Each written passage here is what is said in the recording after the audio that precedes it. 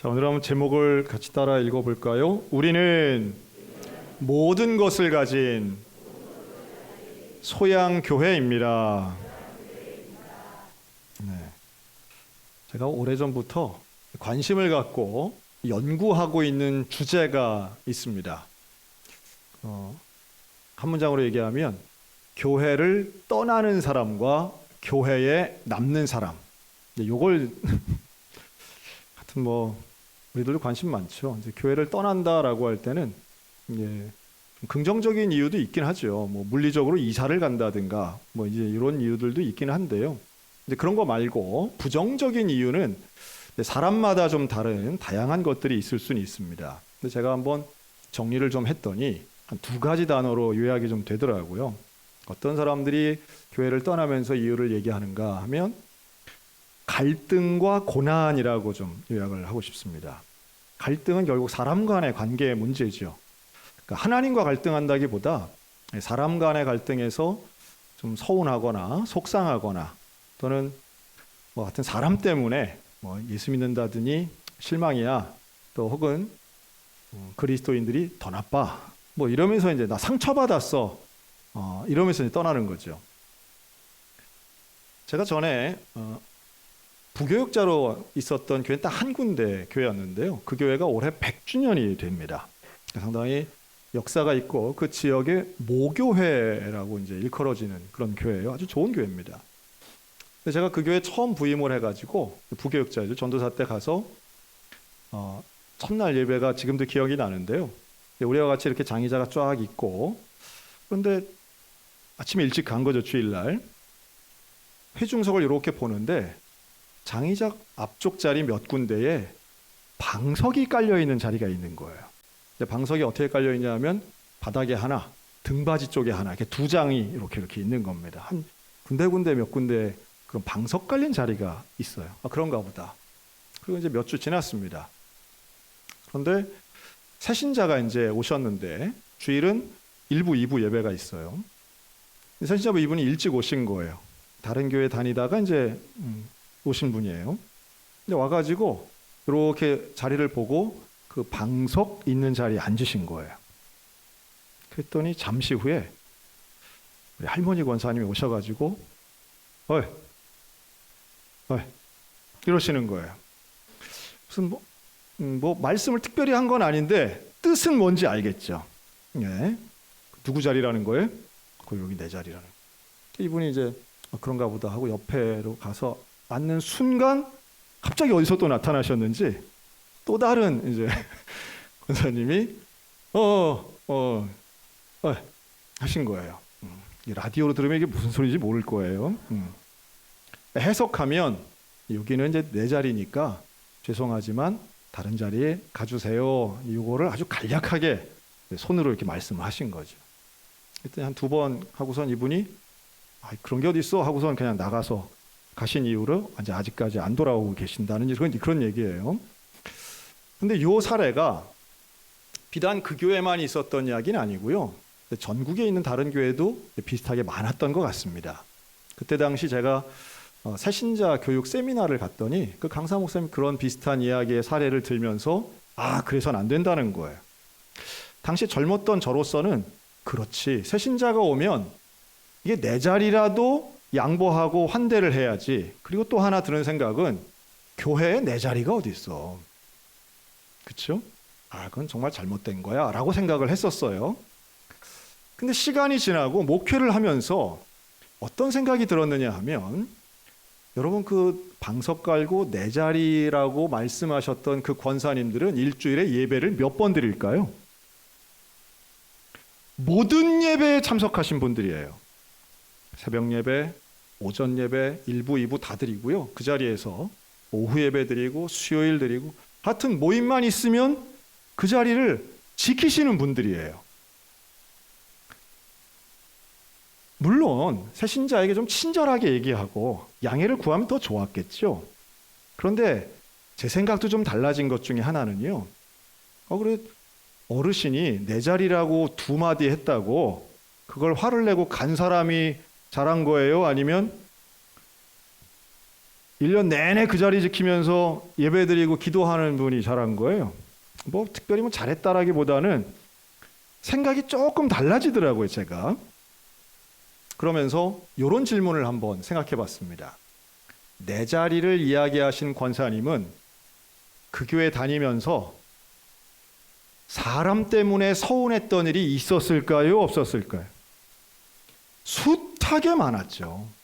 속상하고 서운하고 때려치고 싶고 에이 꼴도 보기 싫은 적이 얼마나 많았겠어요. 그런데 그분은 지킨 거예요. 그런 것과 예배드리는 것은 별개로 생각하셨던 거예요. 그리고 그런 분들이 제법 많았던 그 시절 그 교회는 기도의 불이 켜져 있었고 언제나 교회에 기둥 같은 뿌리 같은 분들이 계셨다라고 하는 겁니다. 그 권사님들이 시간이 지나면서 한 분, 두 분 돌아가시기 시작합니다. 돌아가시면 그때 방석이 치워지는 거예요. 참 마음이 허전했어요. 젊은 후배 권사님이나 집사님들이 그 자리를 채우나라고 했는데 같은 방식으로 채우신 분들은 없었습니다. 별로 없었어요. 그냥 방석만 치워지는 거죠. 뭐 전국적인 현상이라고 봅니다. 내 자리를 고집하는 게 좀 보수적으로 보일 수는 있겠으나 교회 입장에서는 그렇게 기도의 자리, 예배의 자리를 지키시는 기도의 어머니들은 얼마나 귀한 분들인가라고 하는 거예요. 누군가는 한마디 참 기분 나쁜 소리 들으면 에이 상처받았어 서운해 뭐 교회가 뭐 이래 라고 하며 뛰쳐나가는 사람이 있는 반면 누가 뭐라 해도 발로 차도 발로 차서 내쫓는 교회가 어디 있겠어요. 그냥 하는 말이죠.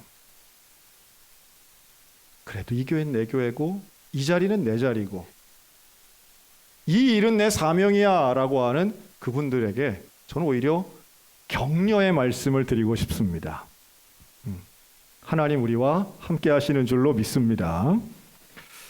뭐 그래도 새신자에게 친절하시면 더 좋겠고 양보하는 미덕이 있었으면 더 좋겠습니다. 근데 이 갈등의 문제 참 어렵죠. 여러분 상처 받지도 말고 상처 주지도 않는 우리 좋은 교회 되시기를 축원합니다. 근데 이제 두 번째 문제는 고난이에요. 이게 사실 오늘 주제인데요. 이 고난이라고 하는 건 복음 때문에 겪는 고난도 있지만 우리가 믿음 생활, 신앙 생활 하면서 이제 이런 생각이 들 때가 있어요. 우리가 왜 예수를 믿는가? 우리가 왜 교회에 나오는가? 그 근본을 좀 생각하면 사람마다 좀 차이가 있는 것 같아요. 어떤 차이가 있냐면 내가 생각하는 좋은 일의 영역이 있습니다. 우리는 좋은 일이 내게 있으면 그 복 받았다 이렇게 표현하고요. 내 생각에 안 좋은 일이 일어나면 이건 뭔가 문제가 있다라고 생각하는 거죠. 근데 내가 생각해서 좋은 일이 다 좋은 것도 아니고요. 내 생각에 안 좋다고 해서 다 안 좋은 것도 아닙니다. 말이 좀 복잡한데 요한복음 9장에 이런 말씀이 있어요. 예수님이 제자들과 함께 있는데 제자들이 질문하는 거예요. 예수님, 여기 앞에 있는 이 사람은 태어날 때부터 시각장애인입니다. 앞을 못 봐요. 그런데 태어날 때부터 시각장애인인 이 사람은 이 원인은 본인의 죄 때문입니까? 부모의 죄 때문입니까? 이런 질문을 해요. 자, 여기에서 이 질문하고 있는 제자들의 시각이 아주 하나같이 통일되어 있는데 신체의 태생적 장애는 죄 때문이라는 거예요. 왜 그럴까요? 왜 이런 생각을 할까요? 장애는 안 좋은 거야 라고 생각하기 때문입니다. 장애는 나쁜 거야. 그러니까 죄의 결과야. 이렇게 생각합니다. 여러분, 우리가 좋다라고 여기는 게요. 그게 다 좋은 것도 아니에요. 예를 들면 건강한 거, 돈 많은 거, 명예가 있는 거, 또 무슨 성공하는 거, 커지는 거, 유명해지는 것, 우리가 생각할 때 그게 되게 좋아 보이거든요. 그러니까 이걸 한 묶음으로 묶어서 복이라고 생각하는 거예요. 근데 반대쪽에 있는 것들은 하나같이 나쁘게 생각해요. 병드는 것, 사고 나는 것, 떨어지는 것, 낙방하는 것, 뭐 이런 건 나쁜 부류에 속하니까 이거는 예수 믿으면 하나님이 복 주시면 이런 일은 절대로 안 생길 거야 라고 생각한다는 거예요. 그러니까 좋다고 생각하는 게 막 생기면 이루어지면 예수 믿길 잘했네. 역시 하나님 믿으니까 이렇게 복 받고 사네. 그런데 만약에 안 좋다라고 생각하는 일이 벌어지면요, 그때는 혼란스러운 거예요. 아유, 기도했는데 왜 이런 일이 벌어지지? 왜 나 열심히 주일날 나가서 예배 드리는데 왜 안 좋은 일만 생기는 거야? 에이, 하나님 없네. 예수 믿어도 별거 없네. 교회 열심히 나가도 이거 복 없네. 이 고난 앞에서 사람들이 신앙을 버리는 경우들이 있다는 거예요. 여러분, 예수님은 제자들에게 뭐라고 하시는지 아세요? 이 사람이 날 때부터 시각장애인인 것은 본인의 죄 아니야. 부모의 죄 아니야. 너희들이 생각하는 원인과는 전혀 달라. 죄 때문이 아니야. 죄 때문이 아니고 하나님이 곧 이루실 일을 위해서 이 사람을 예비하신 거야. 전혀 다른 시각을 말씀하세요. 굳이 표현한다면 제자들은 이거 나쁜 거죠? 라고 말하는 반면에 예수님은 아니야, 이거 나쁜 거 아니야. 오히려 좋은 것 쪽에 가까워. 이 사람의 이 아픔, 이 눈 앞이 안 보이는 것 때문에 결국은 하나님을 볼 것이고 하나님께 영광을 돌릴 거야. 우리의 생각과 좀 다르지 않습니까?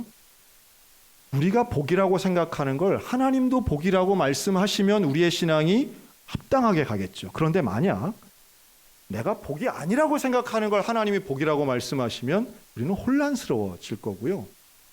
아니, 저주라고 생각하는 걸 하나님이 복이라고 말씀하시면 깜짝 놀라지 않겠습니까? 사도 바울도 그런 비슷한 도전을 많이 받았어요. 바울이 복음을 전합니다. 그런데 당시에 사람들이 바울에게 질문하는 거예요. 아니 선생님, 그렇게 복을 전하고 그렇게 예수님을 전하는데 왜 당신의 삶은 고난투성이입니까? 라는 거예요. 예수 잘 믿으면, 복음 전하면 좀 편하고 유명하고 부유하고 강하고 커져야지. 왜 당신은 전에는 컸던 사람이, 전에는 강했던 사람이 지금은 맨날 붙잡히고 감옥 들어가고 가난해서 먹을 게 없고 사람들이 쫓아오고 사람들에게 위협당하고 항상 불안하고 위험한 삶을 그렇게 삽니까? 자, 우리가 인생의 고난 앞에서 교회가 많이 사용하는 논리가 하나 있습니다. 지금은 힘들어도 참고 견디면 우리에게는 하나님 나라, 천국이 있다. 그러니 이 땅에서는 힘들어도 우리는 죽으면 천국 간다. 여러분, 요 논리가 하나 있어요. 물론 우리 천국이 우리에겐 소망이 됩니다. 그런데 그러기 위해선 이건 미래의 복이에요. 그렇죠?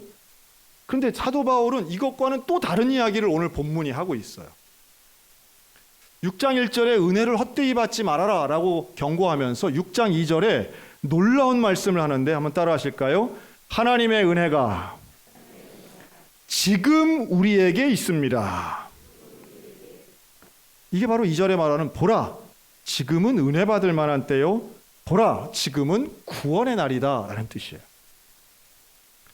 그러니까 바울은요, 앞으로 우리가 은혜 받을, 지금은 힘든데 지금 좀 참고 견디면 앞으로는 먼 미래에 복이 임할 거야. 이 얘기를 하는 게 아니에요. 그 얘기가 아니고 나는 지금 환난도 당하고 궁핍도 당하고 고난과 매맞음, 갇힘, 난동, 수고로움, 잠도 못 자고 먹지도 못하는 상황인 건 분명하지만, 그게 4절 5절이거든요. 분명하지만 그러나 동시에 나는 지금 하나님의 은혜를 경험하고 있습니다 라고 말하고 있어요. 여러분, 이게 신앙의 역설이고 진리입니다. 고난의 상황은 분명히 존재하는데 동시에 하나님이 주시는 은혜도 미래가 아닌 현재 지금 저와 여러분 가운데 임하는 줄로 믿습니다. 이게 지금 바울이 강조하고 있는 점이에요. 그런데 2절에 나오는 바로 지금 우리가 구원받을 만한 때라고 할 때는요, 이게 선지자 이사야의 말을 인용하는 거거든요. 700년 전 선지자의 말을 인용하면서 그 이사야는 포로로 끌려갔던 사람들이 앞으로 장차 올 구원에 대해서 말씀하시는 이사야 49장의 내용을 인용하고 있습니다. 그러니까 이 말을 인용한다는 것은 지금 앞에 있는 율법주의에 가득한 이 유대인들에게 니들이 아는 말을 내가 조금 고쳐서 잘 설명할게. 이사야는 장차 올 은혜에 대해서 말씀했지만 예수 그리스도를 믿는 우리는 이미 예수님이 오신 이후에는 우리는 지금 여기에서 하나님의 은혜를 경험하는 거야. 죽어서 천국에서만이 아니라 천국에서도 물론 우리는 은혜를 경험하지만 지금 여기에서도 하나님의 은혜를 경험할 수 있어 라고 말하는 거예요. 그러니까 사도 바울이 빌립보 감옥 안에서 갇혀 있어도 그가 기쁨으로 찬송할 수 있었던 이유는 진짜로 기뻤기 때문이에요. 배고픔도 있고 굶주림, 가난, 질병도 동시에 사도 바울이 경험했지만 이거를 극복할 만한 충분한 넘치는 기쁨이 바울에게 있었다는 사실이에요. 자, 존재할 수 없는 두 가지를 우리는 모순이라는 단어를 사용합니다. 그런데 이 모순과 다른 의미로 비슷한 단어가 역설이라는 게 있습니다. 파라독스죠. 이 역설은요, 분명히 다른 의미인데, 반대되는 의미인데 공존하는 거예요. 우리말에 그런 말 있죠. 미운정, 고운정 다든다. 자, 미운정과 고운정은 똑같아요, 달라요? 좀 다르잖아요. 곱고 미운 게 어떻게 동시에 있겠어요? 그런데 그게 무슨 말인지 우리는 알아요. 동시에 있는 거예요. 반대가. 자, 고난과 은혜는 좀 우리 볼 때는 좀 반대적인 개념 같아요. 그런데 이 두 가지가 한꺼번에 있는 거예요. 죄인과 의인은 반대예요. 그런데 이게 동시에 있는 거죠. 오늘 이렇게 말씀합니다. 우리가 어떤 사람이냐? 무명한 자 같으나 유명한 자다. 무명과 유명은 반대예요. 무명은 아무도 모르는 거고 유명은 다 아는 거예요. 그런데 이 두 가지 개념이 함께 있습니다. 아무도 모르는 사람 같지만 우리는 천지의 주제 되시는 하나님이 나를 알아. 근심하는 자 같으나 항상 기뻐한다. 근심과 기쁨이 어떻게 같이 있겠어요? 그런데 같이 있다는 거예요. 남들 보기에는 근심할 만한 상황이고 그런 환경이지만 나는 기쁘다는 거예요. 이 속이는 자 같지만 이 진짜라고 하는 것은 남들이 들을 땐 경험하지 못한 사람 입장에선 말도 안 되는 것 같아. 거짓말 같아. 그러나 복음의 능력을 경험하는 사람은 이게 믿어지는 거예요. 이게 경험되는 거예요. 충남 보령에 가면, 춘천이랑 먼 곳이에요. 충남 보령 아마 많이 모르실 거예요. 충남 보령에 가면 갈매못이라는 그 연못과 함께 천주교의 성지가 있습니다. 갈매못 성지. 물론 천주교 우리 개신교랑 좀 많이 다르긴 하지만 이 천주교 성지를 저는 기회 있을 때마다 지나가면서 그 인근에 가면 꼭 들르곤 하는데요. 참 조경을 잘 해놓고 또 조각이라든가 어떤 그 영적 묵상에 도움되는 이런 조형물들을 참 잘 만든다 하는 생각은 가지고 있습니다. 근데 이 보령에 있는 갈매못 성지는 고속도로에서는 보이지 않기 때문에 알고 찾아가야 되는 곳이에요. 여기도 아주 조경을 잘 해놨습니다. 근데 여기가 유명한 곳은 순교자들이 있는 곳인데 성도가 한 500명 정도가 여기서 참수를 당합니다. 병인 박해 때예요. 1866년. 근데 성도들이 죽기도 했지만 여기에는 외국인 사제들도 5명이나 이곳에서 순교를 당합니다. 이게 사실은 조금 특별한 역사예요. 우리 개신교의 선교사님들은 한국 조선 땅에 와서 선교하시다가 순교하신 분들 많지만 대개의 순교가 병사나 사고사로 많이 돌아가시거든요. 그런데 이 병인 박해 때 죽은 이 천주교 사제들은 위력에 의해서 살해당합니다. 조금 차이가 있죠. 근데 이 돌아가신 5분 중에 이 다빌리라고 하는 프랑스 출신의 주교가 있습니다. 다빌리 주교. 근데 다빌리는 조선 땅에 몇 살 때 왔느냐 하면 우리가 잘 아는 그 김대건 신부 있잖아요. 이 김대건 신부가 처음으로 사제 서품을 받던 바로 그날 미사에 참석하기 위해서 왔던 다빌리 신부인데요. 27살에 조선 땅에 옵니다. 그리고 21년 사역하다가 48살에 이제 순교를 당하는데 사실 저는 조금 개인적인 차원이지만 이렇게 오고 할 때 그가 몇 살이었는가 좀 궁금할 때가 많습니다. 왜냐하면 그 시각을 가지고 보면 조금 사건이 좀 다르게 보이기도 해서 그래요. 근데 이 다빌리 신부가 유명한 것은 글을 많이 썼습니다. 저널도 쓰고 일기도 쓰고 또 보고서도 참 많이 썼는데요. 그 내용들이 아주 사실적이면서도 매일매일 일상을 기록한 거여서 좀 재밌게 읽히곤 합니다. 그래서 뭐 자기 화가 나고 기분 나쁠 때는 막 조선인들에 대해 흉도 막 쓰고 막 이런 글들이 있어요. 근데 이 다빌리 신부가 결국은 마지막 그 순교를 당하고 그 자리에서 죽게 되는데, 이분이 평소에 많이 했던 말을 이 순교자에 가면 딱 현판으로 해서 걸어놨어요. 그 뭐라고 썼느냐 하면 이분의 모국어로 써놨는데요, 프랑스어로 써놨습니다. 그래서 여러분들이 듣기 쉽게 제가 불어를 한번 읽어드리겠습니다. 뭐라고 썼는지. 이렇게 써 있어요. 꾀아주아 조아뚜라고 썼습니다. 감사합니다. 죄송하고요. 꾀아주아 조아뚜. 이게 무슨 말인가? 저도 팝하고 돌려서 이제 번역기를 돌려서 봤더니요. 근데 거기 한글도 물론 써 있죠. 아주 근사하게 써놨습니다. 자, 저를 한번 따라하실까요? 이런 뜻이에요. 예수를 가진 자는 모든 것을 가진 자입니다. 와, 참 근사한 말이에요.